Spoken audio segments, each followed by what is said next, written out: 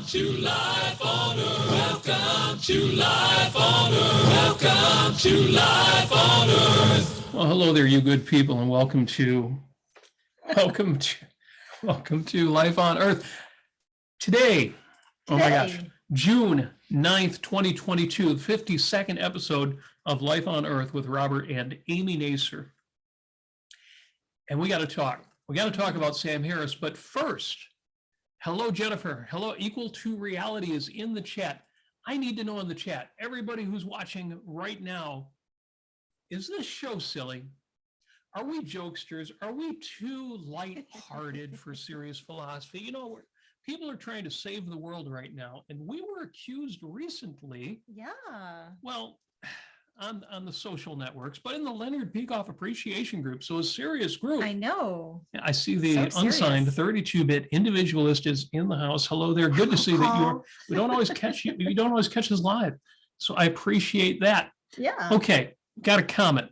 Posted a link to our most recent. Now this is our Sunday show. Yeah, it's our Sunday show. Our Sunday show. 5 minutes. 5 minutes with Robert Nasir and Amy Nasir. Mm-hmm. Usually more lighthearted, but this last Sunday, we did a show called The New Imperialists. You'll see it on YouTube as Individualism and the New Imperialists. It was pretty serious, pretty political, unusually political for me, unusually philosophical for our Sunday show. Yes. And yet, Amy posted a link to it in a couple of the Facebook groups, including this one group where we got a response. And the response says, "I'm deleting you, ridiculous jokesters. A blemish on objectivism." So are we a blemish on objectivism? Now, I'm all about the social metaphysics, so I'm worried about what people are thinking. Yeah, you laugh, but this is going to be a theme today. Oh, I better not laugh. I sound too jokey. Yes, that's right. So that's what I want to know. Is there room for humor or lightheartedness in objectivism? Oh, I think there is. You know, Frank Zappa did an album, Is There Humor in a Room for Humor in Rock and Roll? I have to look that up. Should have had the title ready. Is there room for lightheartedness in philosophy? So, you know, if you tell us there's not, and if this guy tells us there's not, obviously we have to change our ways. We need to talk about Sam Harris. We've mentioned Sam Harris before. I've talked about him because he's a leader in the contemporary rationality community, along with people like Steven Pinker and Julia Galef, and these kind of people who aren't quite liberals, but they're definitely not right-wing, like Barry Weiss. Sam Harris is somebody I listen to on a regular basis. I'm a subscriber to his Making Sense podcast, which means I give him money every month. Now, I did get grandfathered in at a very, very low, so I don't give him a lot of money, but I do listen to him regularly. And the great thing about Sam Harris, and you might think, well, you're going to criticize Sam Harris. Why do you even listen to him? The great thing about Sam Harris is when he talks about cultural issues, or when he has really good guests on to talk about cultural issues, sometimes there's no better guy than him on a topic. Listen to his recent show on gun control. Link is in my show notes on Facebook. Or listen to anything that he says about the contemporary GOP and the Donald Trump phenomenon. He is right on the money on so many things, and yet he has a deterministic worldview. And much more than that, he's adopted aspects of Eastern philosophy. And most recently, he had an episode with Jay Garfield, who is a philosophy professor, but also an expert on Eastern philosophies. And links to that are also in the show notes. And the topic was, do you really have a self? Now, he's asked this before and answered no. The self is an illusion. He's got a mindfulness app, a meditation app out there, the Waking Up app. It used to be the name of his podcast. Now he calls it the Making Sense podcast because that was the app. So big, it's made him a ton of money. And like a committed, effective altruist, he gives away a massive percentage of that money. Point is, he actually believes this stuff. And when he says these things in his podcasts or on the socials, on Twitter, or in essays that he posts, and I'll mention one of those later, it sounds like he actually believes this stuff. So how can that be? Because to you, and you know who I'm talking to, because I'm talking to everybody, except that one guy out there, it's self-evident. It's obvious that there's a contradiction involved here. Something is wrong. How can you say you have no self? That's like saying you have no you. It's internally contradictory. Just like when he says you have no free will, you have no volition. And obviously what he's saying is you should choose to believe that you have no free will, no volition. So fortunately, this most recent podcast, this one with Jay Garfield, in which he discusses the issue, he actually addresses that. So if anybody of you out there, like me, is kind of a bit of a Sam Harris fan, and he drives you nuts, or if you've run into any of these assertions in any of the modern contemporary rationality community, from the folks at Less Wrong to the people over at Barry Weiss, to really any modern intellectuals outside of objectivism, I hope this conversation will be valuable for you. And at minimum, you can help me in the chat sort all this out. We Yeah, want to see so- you in the chat. We've already got an active chat going Yeah, on. so That's good to before you see. get into it, Robert, it Yes. sounds like the audio is a little echoey. Is It's- it? Yeah. The audio is echoey. Yep. It sounds like we're on a 90s phone call. Really? Yeah, I guess so. It's All right. choppy and sounds a little funny. All right. All Well, right. Robert can adjust here for a Yeah. second. Okay. So I'm glad you caught that before I got into the substantive and voluminous content of this show. Yes, so voluminous. I think one of my knobs got tweaked. Oh, Somebody tweaked my knob. So, oh, see, we're going to get thrown out of objectivism for that. We've got to stop the humor. you're talking about a knob that was tweaked. Did There's anybody, nothing innuendo in there. Did anybody answer in the chat there whether humor is appropriate in philosophy? Yeah, let me see. I think everyone so far is They're in evading the favor. subject? No, I think they're in favor. Oh, Yeah, Jennifer says that we are a perfect blend of sometimes silly, sometimes serious. well, that is very sweet. And we'll take that as a vote to continue our foolish ways. So I'm going to jump right into this. And what I'm going to do, and the reason why I want to make sure the audio is right now, it looks like one of the knobs was cranked up too high. Yeah, it's better. Is I'm going to play a few sound bites. You don't have to listen to the whole hour and 23 minutes. Yes, Robert has condensed it for you. Actually, if you're not a subscriber, if you don't give Sam Harris a couple dollars every month, you can't even listen to that version of it. You only get the first 53 minutes. It's one of those things where he gets you into the conversation, but unless you're a subscriber, chopped off. So I'm going to play you a few sound clips. You get like the 2-minute version of what it took me an hour and 20 minutes to listen to. And Sam Harris starts off by giving the goal of the conversation that he's having with this philosophy professor, Jay Garfield from Harvard. This guy's smart. He knows what he's talking about, even though he's completely insane. So first sound clip, excuse me, let me check my levels here, make sure this is going to sound good without sounding eardrum breaking. My goal for this conversation is to make the claim that the self is an illusion as understandable as possible. Okay, so there, right at the beginning, this is what I wanted. You got a guy who's saying something that sounds ridiculous, and on some level, he knows it sounds ridiculous. So this is good. This is good. There's a distinction that runs through my book, and one. Now, this is Garfield. This is Jay Garfield, who has written the book on the subject, Live Without a Self. Excuse me, Losing Ourselves, Learning to Live Without a Self. I haven't read the book. You don't need to read the book. You'll get everything you need to know out of this discussion with Sam Harris. So here we go. Clip number 2. There's a distinction that runs through my book, and one that I think is very important, between the self and the person. I'm not denying that we exist as persons, and I want to replace the idea that we exist as selves with the idea that we exist as persons. Well, we exist as persons, but not as selves. So it sounds like Jay Garfield also gets that there's an issue here when he denies the self, that people are going to assume he's saying something that he at least claims he's not saying. Now, by the end of the conversation, we'll let you decide, is that all he's saying, or is he actually saying there is no self? So let's get to that. Here's Garfield again.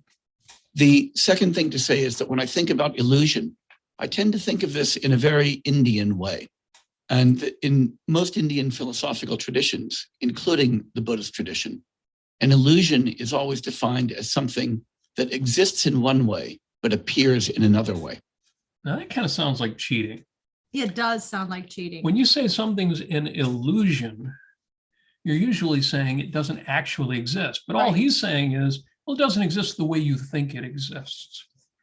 Right, which can be valid, when you're talking about, when people are debating the validity of the senses and they talk about the pencil in the water and how it looks bent.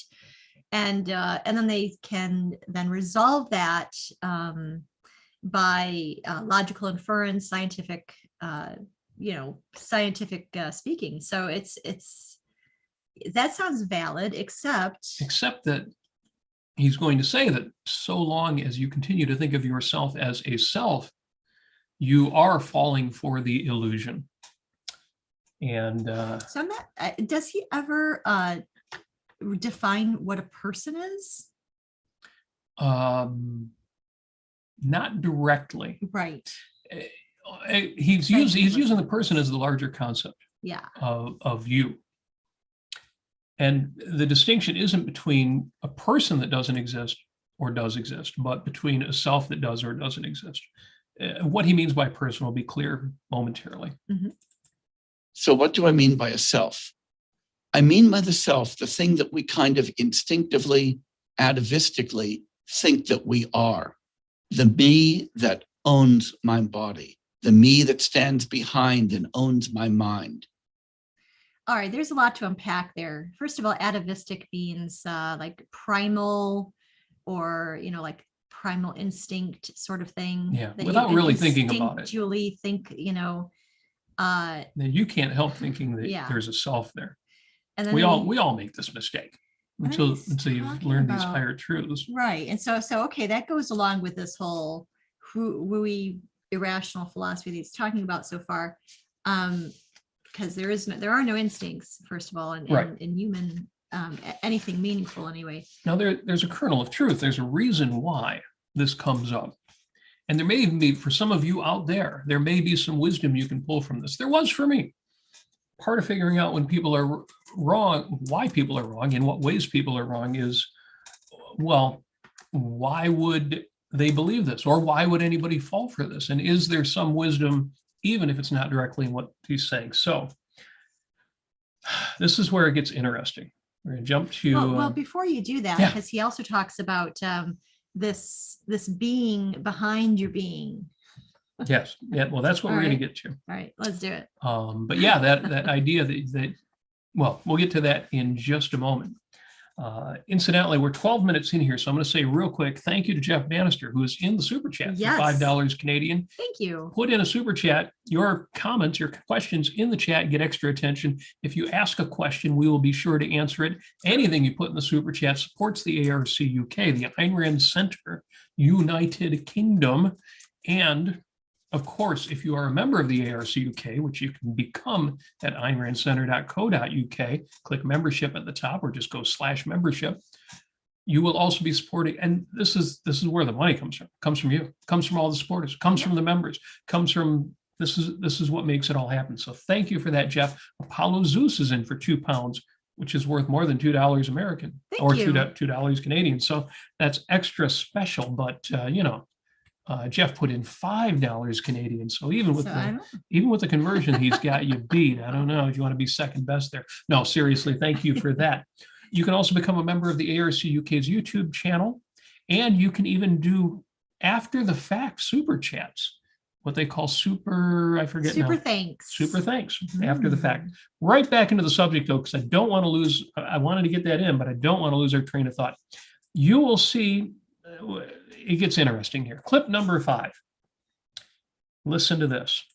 What I think we need to do is to try to work our way out of that illusion and come to understand ourselves as persons, things that are part of the world, that are embedded in the world, that are embodied, that are interdependent, that are causally conditioned, that are kind of continua of psychophysical processes rather than individual things, and that only exist in interaction with other persons in a social context. And if we understand ourselves that way, we get a much deeper and much richer understanding of what it is to be a human being.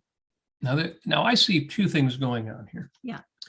The first one is that Jay Garfield and Sam Harris are both accusing us of a mind-body split. And more than that, of a soul-mind body split. Now, Sam Harris made his first $1 million as one of the new atheists. And it's interesting because I relayed this story. When I talk to Sam Harris supporters and tell them, well, Sam Harris is a determinist and I believe in volition, the next question I always get is, oh, what religion are you?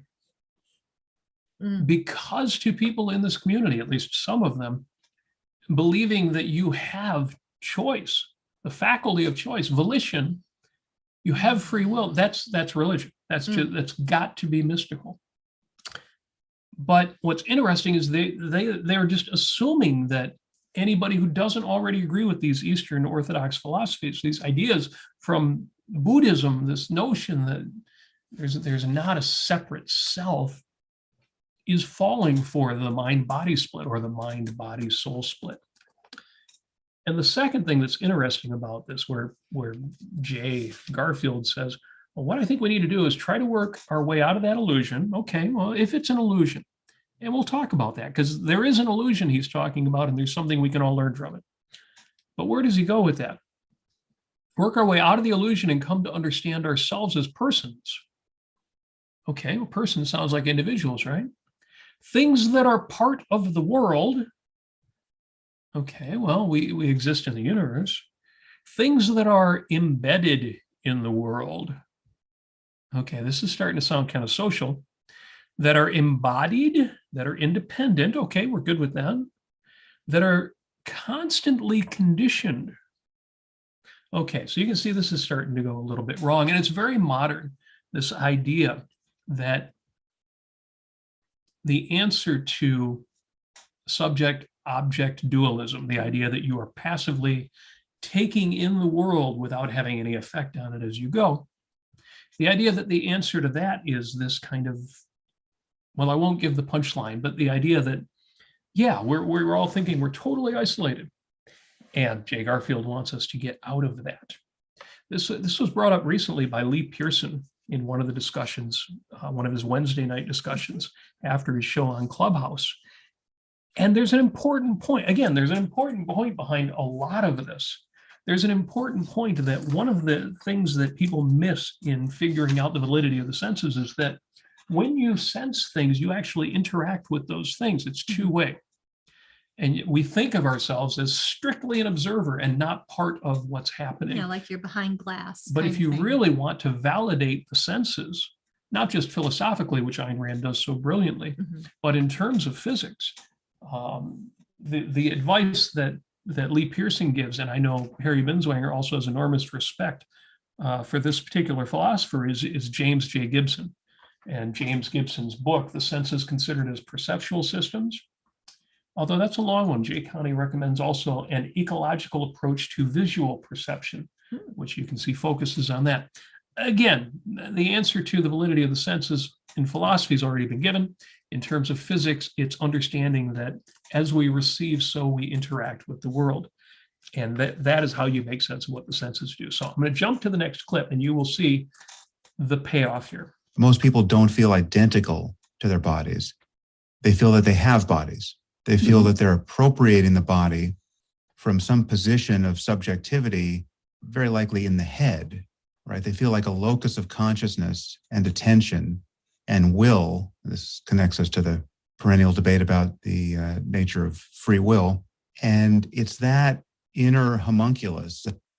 Okay, Bonnie is in the super chat for $5. And although we're making her angry, she's having the right reaction. Yeah. And in some ways, she's jumping to one of the punchlines will be, she says, it's primal collectivism and the source of altruism. It's man before volition. It's animal. And she says, sorry, but this makes me furious. Yes. I have the same reaction, and too. even more to Garfield, the philosophy professor, than I do to Harris, although he should know better as well. Yeah. This idea of a homunculus, the idea that there's a little man in you that is driving the big man. And you made a great my analogy is it's like those people who go into the Transformer or the Gundam Wing robots. Yes. So you're a little person inside this big giant Transformer machine,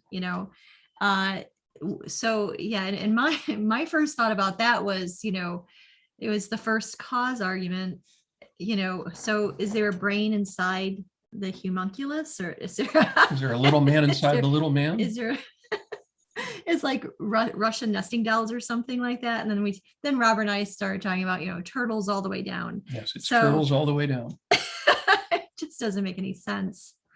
But then why do they believe this? And what do they do with this?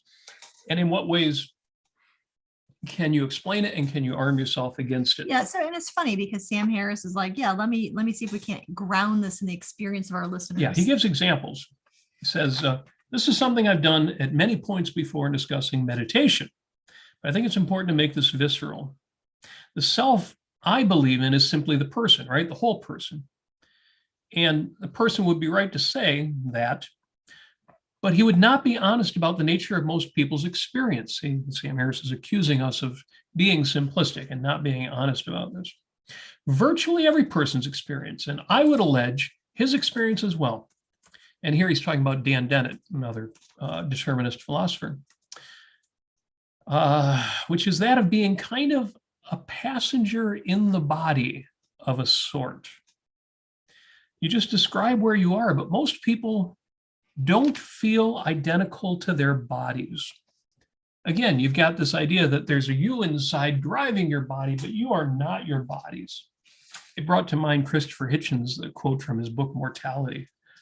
Great book if you are interested in the subject of mortality or just admire Christopher Hitchens' last book he wrote when he was dying. He says, "It's no fun to appreciate the full truth of the materialist proposition that I don't have a body, I am a body." Now, that was obviously driven home for Christopher Hitchens when he was dying of cancer.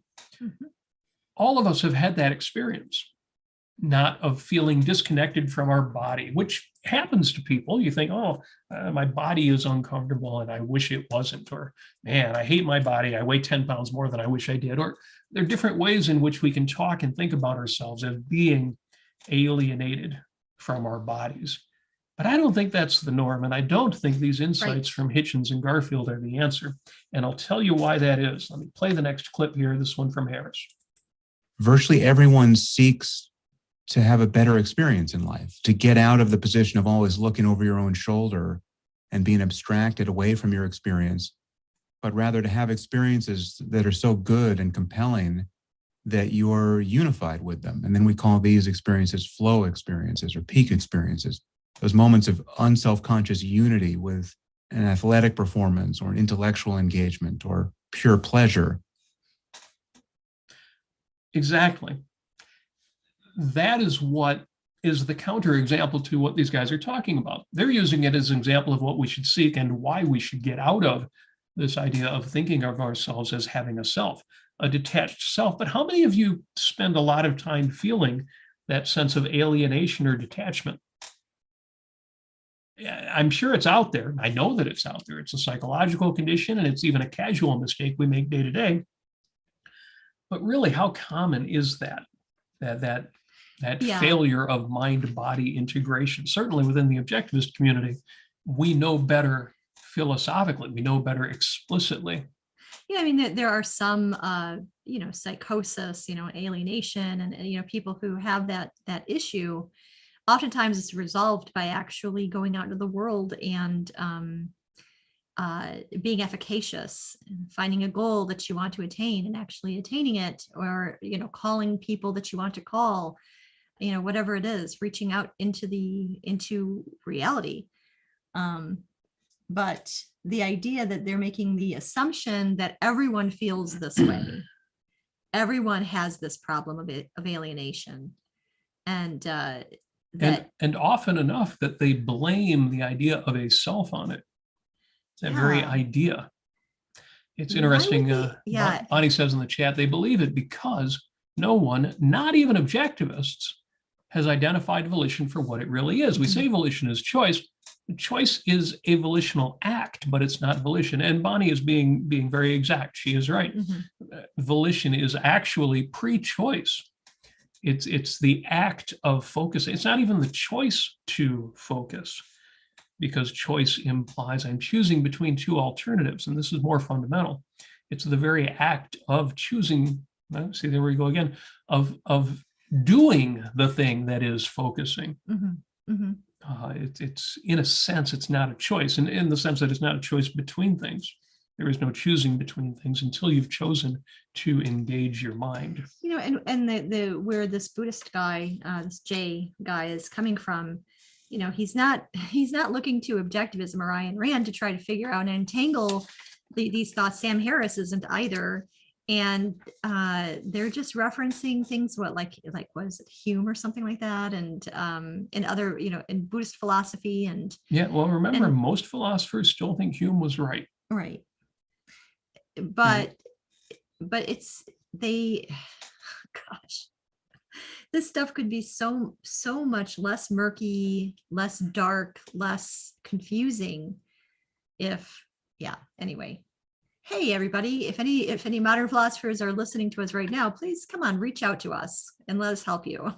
So if you think I'm clinging too much to the idea of alienation, listen to this. When we look at our experience, it feels broken into subject and object, inner and outer, agent and action. And that all implicates this idea of a non-spatio-temporal inner ego or self that inhabits our body and mind, or makes use of our body and mind in engaging with the world. And that's the illusion that I'm really concerned with here. The idea that you have an ego that is something other than your mind. Well, there's certainly a sense in which you do have an ego that is something other than your mind, depending on how you define your mind. And remember that consciousness is larger than your conscious mind, and certainly larger than your reasoning mind. Your consciousness includes your memory, it includes your imagination, it includes your emotional mechanism. There's a lot going on within a person. Yeah, I kind of wonder how they would parse out concepts like introspection and extrospection, because it sounds like the guy is claiming that most people have this kind of brain in the jar affectation. Yes. And that extrospection is not really possible to them. Or if it is, it's artificial. It's you imagining yourself outside of yourself, or a separate thing inside of yourself, looking at yourself. The irony is that it's exactly introspection, which they would be equally suspicious of, right, that gets you past all of this, with or without Eastern philosophy thrown into the mix. Think about the discussion we had a couple of weeks ago about Martha Beck's book, The Way of Integrity, and how an integrated person, somebody who acts with integrity, somebody who acts consistent with their core values, is also going to be somebody who lives more in the kind of flow state that they talk about as not being prone to these errors. Well, we all achieve flow states. And again, not just in flow. For example, at work, you're on a task, you really get into it, you stop overseeing yourself or second guessing yourself, but we do that all the time. We do that when we listen to music. We especially do that when we perform music. We do that when we play sports. We do that when we make love. We do that in so many ways without having to deny the fact that we ourselves are having those experiences. That idea of the way of integrity is one great answer, I think, to what they are suggesting. Now, before we go further, I'm sorry, a lot of folks in the chat are, they're drawing attention to the idea that, wouldn't they, these, Sam and Jay, wouldn't it stop themselves in their own tracks if they just realized that, it just differentiating between free will and determinism implies a choice. Saying I or me or my implies a self, and any action that they take implies a choice. And I know that Sam Harris has a lot of thought about how to get around that idea that you are not determined, or he really focuses on determinism in that way, really does not believe in free will. But what would you say about, why aren't they being stopped in their tracks and saying to themselves, oh gosh, I'm talking in contradictions here. They don't think it's a contradiction. They really believe that what most people regard as the self isn't the actual person, that they are artificially detaching or artificially alienating themselves. They think we're all navel gazers, in a sense. We're all just looking at ourselves without being ourselves. And there are two good reasons to think about life that way, and a lot of bad ones, which we're going to get into. But real quick, a super chat comment, Australian $5 from Not Another Guitar Channel says, I have a hard physical job. And after work, I find it hard to focus my mind because I'm exhausted. Mhm. Is this a limit on my volition? And I'm glad you asked that after Bonnie's comment, because it really makes the point that if after that hard job, you find, it's really, really hard for me to think about, well, what's the next thing I should do? Or, what's going on at home, or what should I do about dinner, or any particular thing. Well, that's perfectly normal and not a limit on your volition. The only limit on your volition would be, are you able, as you're sitting in your easy chair or sitting in your car after work, are you able to keep aware so that if something happens, you can respond to it, or so that if you have a thought, you can do something about it? Because volition is not a question of what you're focusing on, or even how hard you can concentrate, but simply, are you choosing in the moment to be aware, to keep your mind working? And that's as long as you're able to do that, that's not a limit on your volition. I wouldn't even say it's a limit on your volition when you're not even able to do that, other than it's just a limitation on you physically. And yeah, if something knocks you out, puts you to sleep, I wouldn't call that a limitation any more than I would call that a limitation on your arms or your legs. Yeah, your arms and your legs don't work when somebody knocks you out and you fall asleep, or you're so exhausted you can't move. Right. That's not really a limit on your arms and legs other than the limits of reality.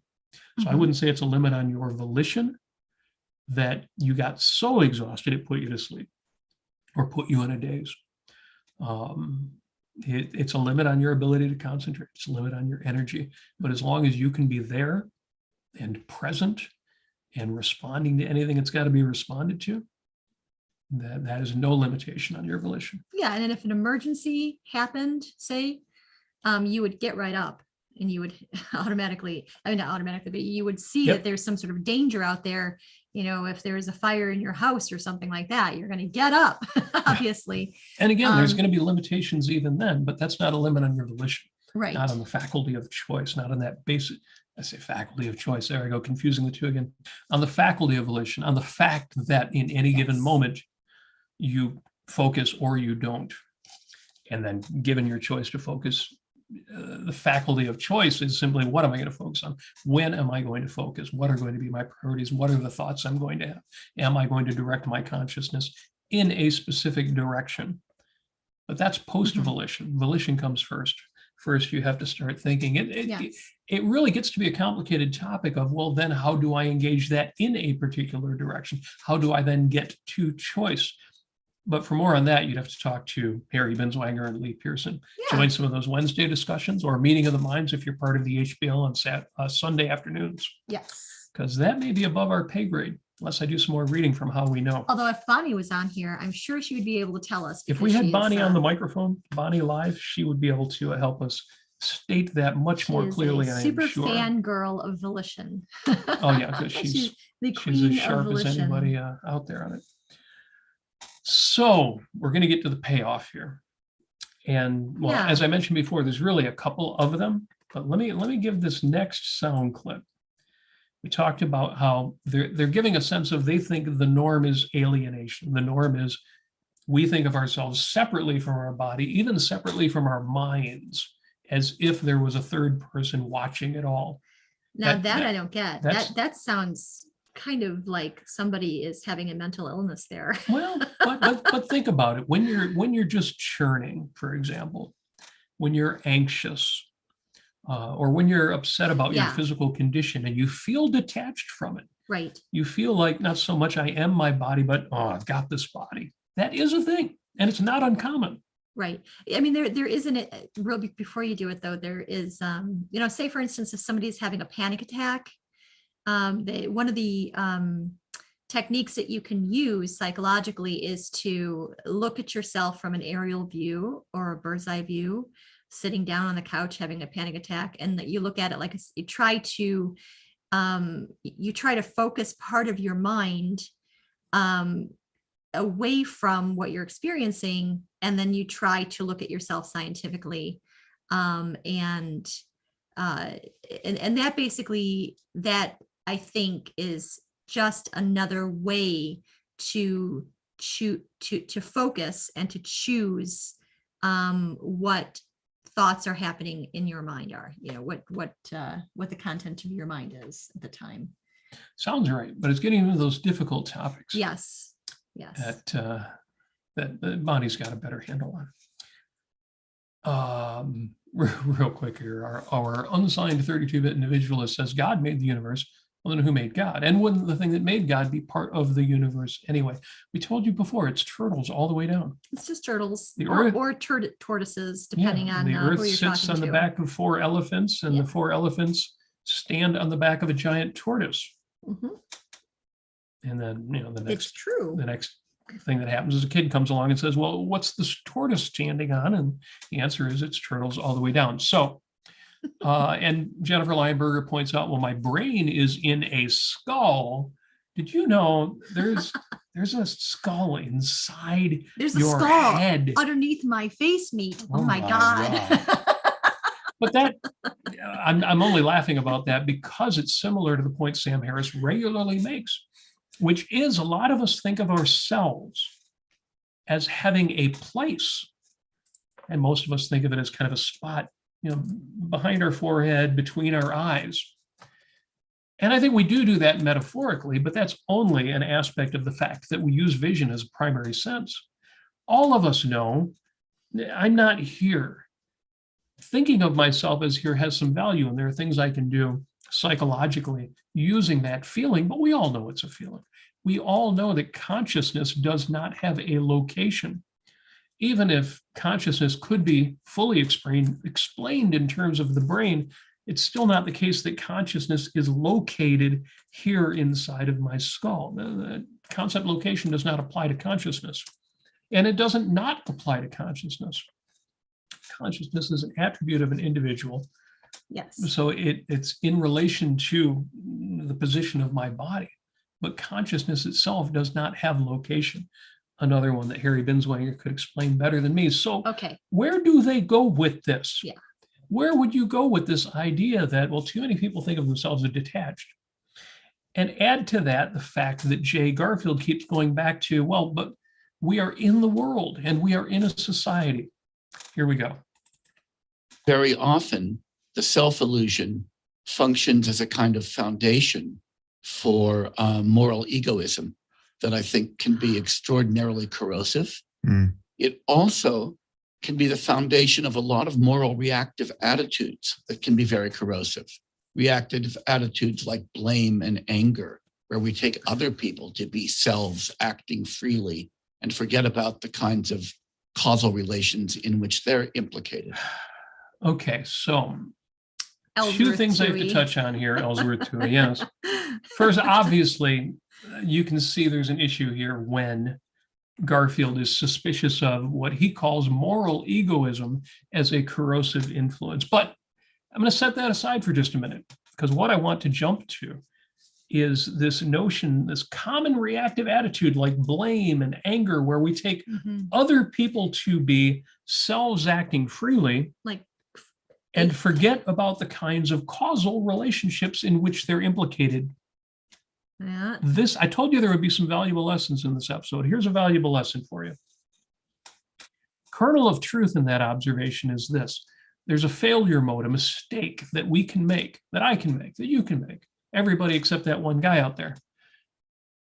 When you judge other people, if you judge them philosophically, in other words, you look at their morals and you say, I don't care what was going on at the time. I don't care about his context. I don't care about his psychology. He did the wrong thing, and therefore he's bad, vicious, Mhm. evil. Right. And then you do the same thing that guy did, the exact same thing. except you know why you did it. You know what your situation was. You know what your psychology was at the time. You know what it had to do with your upbringing. You know what it had to do with your nature and your nurture. And you say, well, it wasn't the right thing to do, but I had all these reasons. Or all these things that led up to So the my mistake, emotional state. the mistake that you want to avoid is, number one, this. Don't judge other people philosophically, but judge yourself psychologically.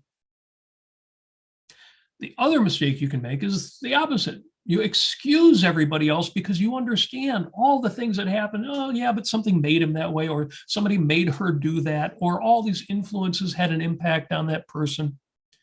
And yet you judge yourself harshly because you know what your ideas are and you didn't act consistently with them. And the solution, the answer, the way to avoid that predicament is to integrate philosophy and psychology, to know why you did the things you did, but also know at what point you could have chosen to do otherwise. And the same thing when you judge other people.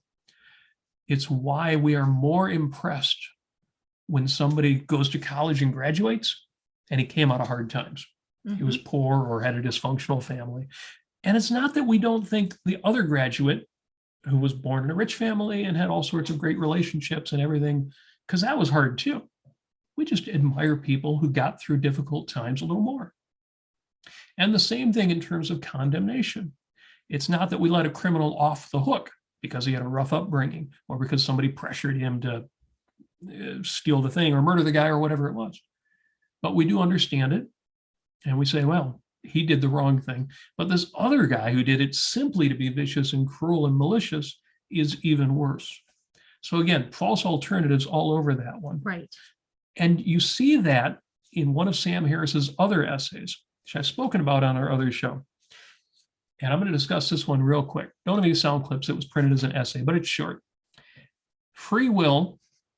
Remember, Sam Harris doesn't believe in free will. His essay is called Free Will and the Reality of Love. He wrote this one years ago, but he still refers to it.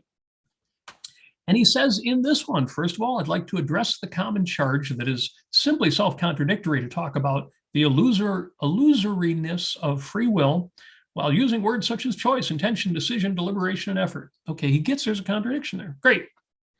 If free will is an illusion, it would seem these qualities of mind must be illusory as well.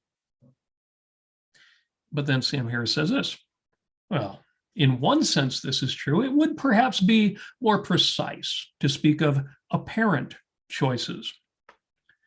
But the distinction isn't generally relevant at our level of experience. In terms of experience, there is no contradiction between truth and appearance. Even in the absence of free will, I find that I can still speak of choices, intentions, and efforts without hedging. Unquote, not good for you, Sam, except you didn't answer the question and you didn't resolve the contradiction. And yet he's right. Every determinist does this. Every determinist has to say, well, sure, people still make choices. And sure, people still have goals and aspirations. And sure, it looks like there's free will. But here we get to the payoff. And we'll relate this right back to this current essay. In the essay, Free Will and the Reality of Love. And Bonnie, I apologize in advance, because if you react to this the way I reacted to this the first time I read it, it will be similar to your reaction earlier in the episode. But I have to read this because this is the motivation. This is everything here.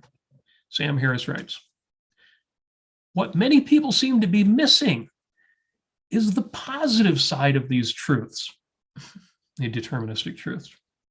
Seeing through the illusion of free will does not undercut the reality of love, for example, because loving other people is not a matter of fixating on the underlying causes of their behavior. Rather, it's a matter of caring about them as people and enjoying their company.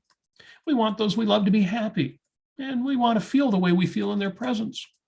The difference between happiness and suffering does not depend on free will.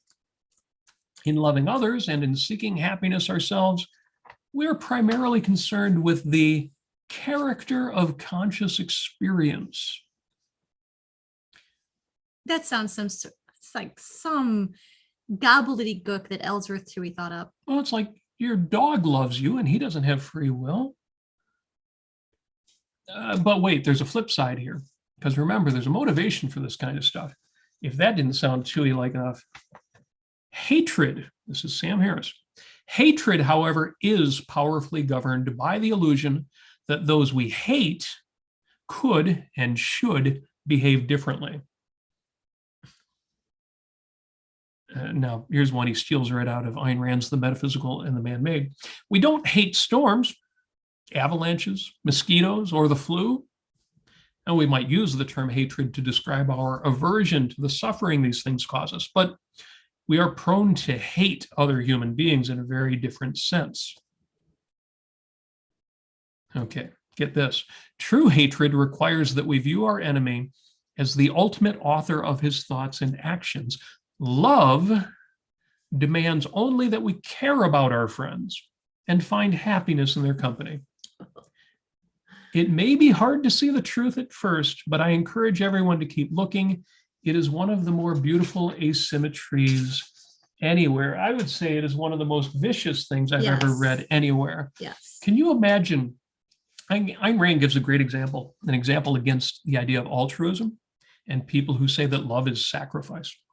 And she talks about, imagine going to your spouse and saying, you know, I married you as an act of self-sacrifice. There's nothing in it for me. There's nothing about you that I enjoy, but I did it for you. It was pure sacrifice for you. Imagine any man or woman who would take that as a compliment. You'd have one foot out the door.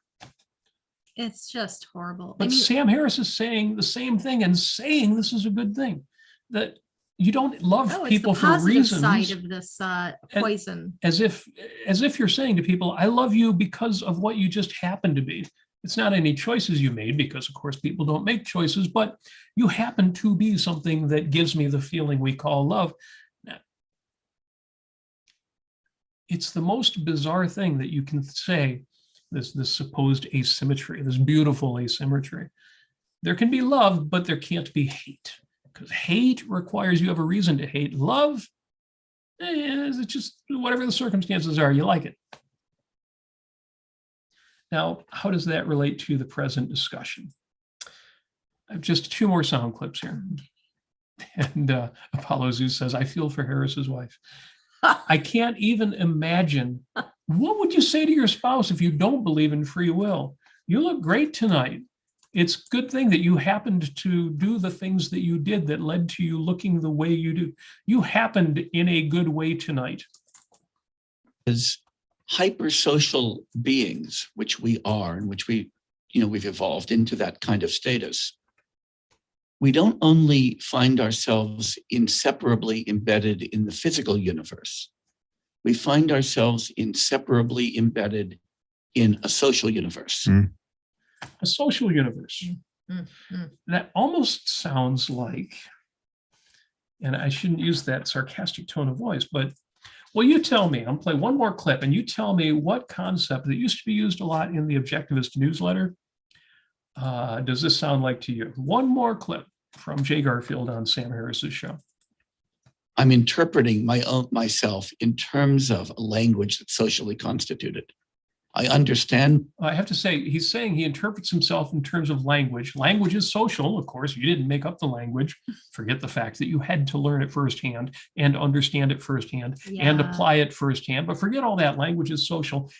And Garfield is saying, I only understand myself in terms of all these concepts that are social. They're already out there. All right, start that again.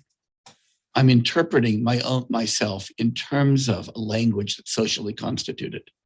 I understand myself as a philosopher or as a teacher or as a son or as a father in terms of social relations. And so we end up being constructed not as autonomous beings who enter a world and then interact with it, but we're constructed and emerge out of a world that is both physical and social.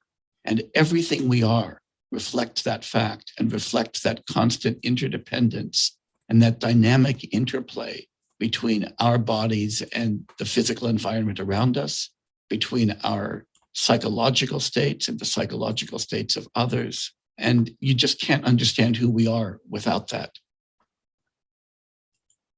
Does anybody remember the old phrase Nathaniel Brandon actually thought up. Oh, there it is in the chat. I didn't even have to say it. We've got Apollo Zeus and Jennifer are both in with Alex. What is social metaphysics? Yeah. This is literally Yeah. it not is even just, literally. I shouldn't say just, but not even philosophically, but even literally, this is saying the world is social. I really wish that I had had time earlier to look up some of the quotes by Ellsworth Toohey when he's talking to Peter Keating, and he's like, he's basically negating every value and every instance of firsthand thinking of Peter Keating, and telling him that once he achieves the grand illustrious feeling of selflessness, that he'll be just so happy because he'll be free from the constraints of thought, free from the constraints of logic, free from the constraints of choice, and all he needs to do now is just obey. And that is this Jay Garfield. That is what he's talking about, and it leads. So when I got done listening to this podcast, I all I could think of were all of the genocide, and the all of the wars, all of the mass killings that have happened because of this type of philosophical perspective that negates the mind, that negates individualism, that negates free will. And who do you end up being? You end up being what? Not a self, not an individual, not anything of value. You're a person. It's just a person, In the world. Interrelated to having interdependence on all the things around you and other people around you. And you don't really have any individual value. You're just part of this collective entity or this tribe. And I mean, one little tweak to that, you're going to get racism, and you're going to get genocide. And it is absolutely terrifying to hear this stuff. So there's an answer to that. Yes. Of course. And tell me if you recognize the answer. The answer to this conversation between Jay Garfield and Sam Harris. The mind is an attribute of the individual. There is no such thing as a collective brain. There's no such thing as a collective thought. An agreement reached by a group of men is only a compromise or an average drawn upon many individual thoughts. It is a secondary consequence. The primary act, the process of reason, must be performed by each man alone. We can divide a meal among many men. We cannot digest it in a collective stomach. No man can use his lungs to breathe for another man. No man can use his brain to think for another. All of the functions of body and spirit are private. They cannot be shared or transferred. We inherit the products of the thought of other men. We inherit the wheel, we make a cart. The cart becomes an automobile. The automobile becomes an airplane. But all through the process, what we receive from others is only the end product of their thinking. The moving force is the creative faculty which takes the product as material, uses it, and originates the next step. This creative faculty cannot be given or received, shared or borrowed. It belongs to single individual men. That which it creates is the property of the creator. Men learn from one another, but all learning is only the exchange of material. No man can give another the capacity to think. Yet, that capacity is our only means of survival. Thank you, Ayn Rand, and hard work.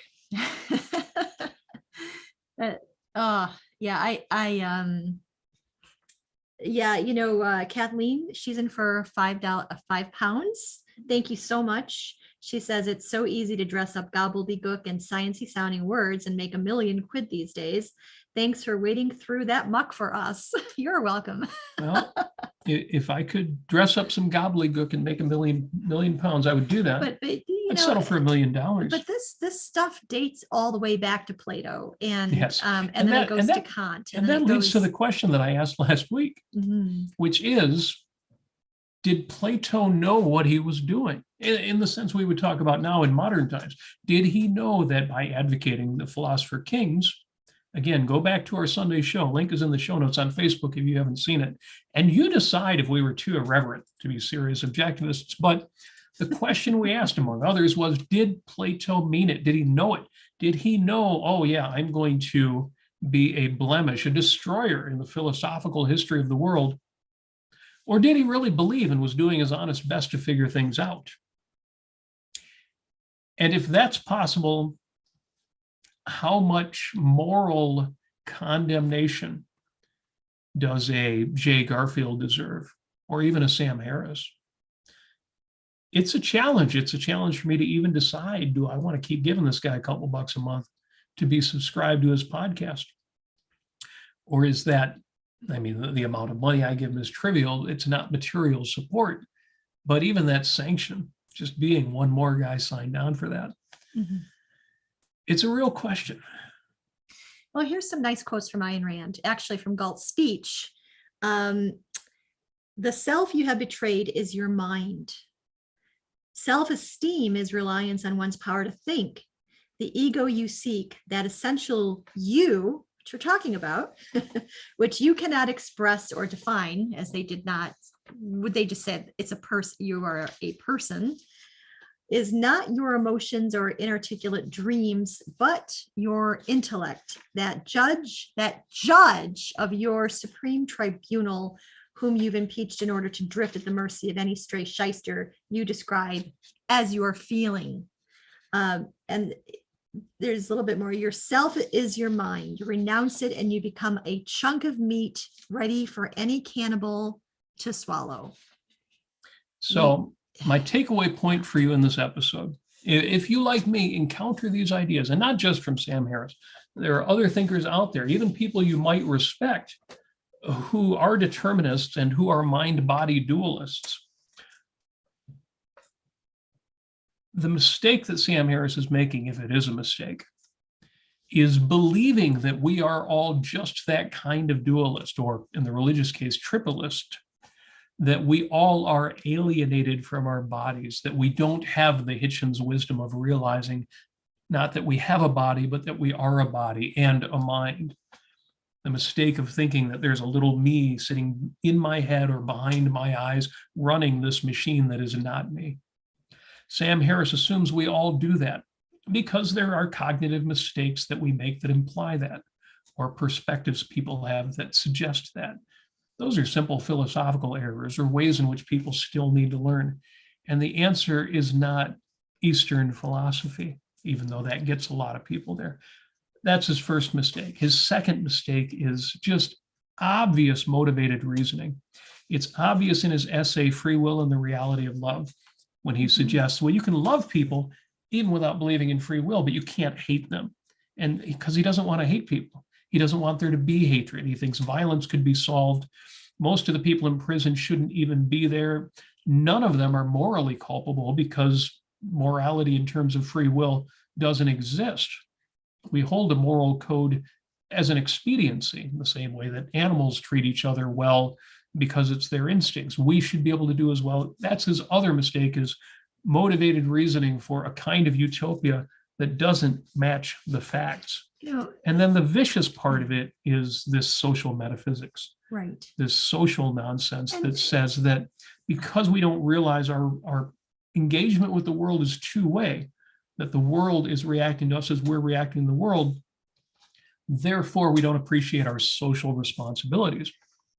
What really throws me is the fact that this all smacks of the primacy of consciousness. This all Yes. smacks of, I wish that I am, that my person is interdependent upon everybody else. And and that I am somehow part of this tribe, and that I don't even really need to think or judge. I just have to be in my, what do they call it, flow state in order to, I guess, grasp all the love around me by osmosis, perhaps. Yeah, I haven't seen And- enough evidence to make that accusation, but it sounds like it. But it's like, I'm trying to bring this back to what this actually would look like in reality. And it's the strangest damn thing, because they deny free will, yet everything is smacking of primacy of consciousness. They are negating the mind, negating the fact that you're an individual, negating the nature of being a human being. And then that completely negates morality on top of that. And then what do you, and that's why at the end of this road of their thinking, all I see is bloodshed and mass graves, because that's, I hate to be dramatic about this, but that is what that is. And I mean, you could find the same kind of untangling of these evil philosophical ideas and the ominous parallels, and that how that led to World War II and the Nazis using genocide against the Jews and other groups. By the way, thank you so much, Vigard, for the 20 krona. I don't know if we mentioned that. Thank you. Yes, Vigard is in the super chat. Thank you for that. It sounds like the consensus is that that Harris is fundamentally corrupt and needs to be condemned. Well, But again, I'm not even as concerned about that as I am understanding what's going on here. He needs to have you on your show. So, I mean, not to necessarily convince him of anything. No, it'd be more a But- matter of I would ask him, now, do you believe that Yes. there is no individual, or that the individual only has identity in relation to other Right, people, the right. culture, the language? Jordan Peterson has been explicit in that regard. I haven't seen Sam Harris go that far, Mhm. but we'll see. Yeah, We'll see if I we can mean, get he's him on the certainly- show. He's certainly down the wrong path on that. So thank you for joining me. Again, I Yeah. wanted a single point of reference for future discussions when they come up, not on this show, but in general, in social networks, in person. Because Sam Harris comes up, he's very smart. When he's good, he's very good. He talks about a lot of different things, and he's engaged with a lot of people, guests who are on other shows that I also care about. The same people who would be talking to a Steven Pinker or even a Tim Ferriss or Barry Weiss. So he's significant. He matters. He also, when it comes to this issue, is among the worst. So again, the goal of this conversation was one thing. The goal of my conversation with you is to point out this is what's going on. Mhm. When Sam Harris says we don't have a self, what it really means is people have a detached self, an alienated self, disembodied self. I think he exaggerates that point. It's a minor psychological, philosophical condition, especially in objectivist circles, we know better. Similarly, when he talks about free will, the kind of free will that he thinks that we believe in isn't what we believe in. And those are the answers to that. Thank you for joining us. Thank you for all the great chats. I haven't mentioned them all, but great stuff going on in the Yes, chat. thank Favorite you. part of the show. We will see you on Clubhouse after this. We're going to go ahead and open up a room. The room's already there. It'll open in a moment. Let us know what you think. Talk back to us. And we will see you tomorrow on James Valiant's Peak Off Fridays. Yes. Amy and I will join him. We will be discussing more of the Q&As from the book Keeping It Real, which talks about the Q&As that were on his podcast. James this week has taken over the planning. So he has planned a great discussion about challenges Ayn Rand faced and the strength of her ability to rise against them. That's going to be good tomorrow afternoon. That's 3:00 Eastern time, 8 p.m. UK. As always, and we mentioned it earlier, support us, support the ARC UK, support the channel. Go to AynRandCenter.co.uk. Make sure you're a member. Even if you're already a member, contribute more by going in the super chat. Have fun with that. And yes? Support me and Robert through our other show, Oh, yeah. 5 Minutes with Robert Nasir. Go to robertnasir.com and you can Yes. support us there. Please. And as always, we thank you for being here. Have an outstanding afternoon, outstanding evening. We will see you tomorrow. We will see you Sunday, and we will see you next week.